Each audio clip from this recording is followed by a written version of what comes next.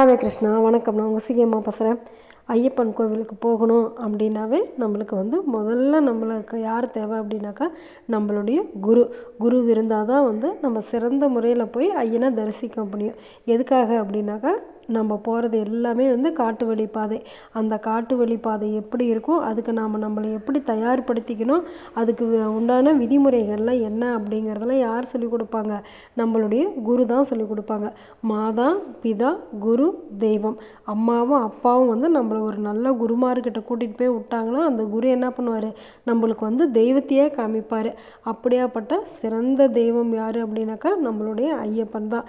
நம்மளுடைய தமிழ்நாட்டில் முதல்ல ஐயப்பனுடைய சரிதத்தை நாடகம் மூலமாக பிரபலப்படுத்தினவங்க யார் அப்படின்னாக்கா நவாப் ராஜமாணிக்கம் பிள்ளை அப்படிங்கிறவரும், நம்மளுடைய நடிகர் எம்என் நம்பியார் அவர்களும், சதானந்த சுவாமிகளும், அப்புறம் பந்தளத்து ராஜாவும் இவங்கெல்லாம் சேர்ந்து தான் இந்த ஐயப்பனுடைய பெருமை இன்னும் இந்த உலகத்துக்கே பரவணும் அப்படிங்கிறதுக்காக பெரும் முயற்சி எடுத்துக்கிட்டாங்க. அதனால் இந்த கார்த்திகை மாதத்தில் நம்ம அவங்களுடைய காலடியவு வணங்குவோம். குருசாமி துணை கொண்டு அவர் பாதம் நம்பிக்கிட்டு இருமுடியை சுமந்துக்கிட்டு போய் ஐயனை பார்க்க போகிறோம். பார்த்துடலாமா?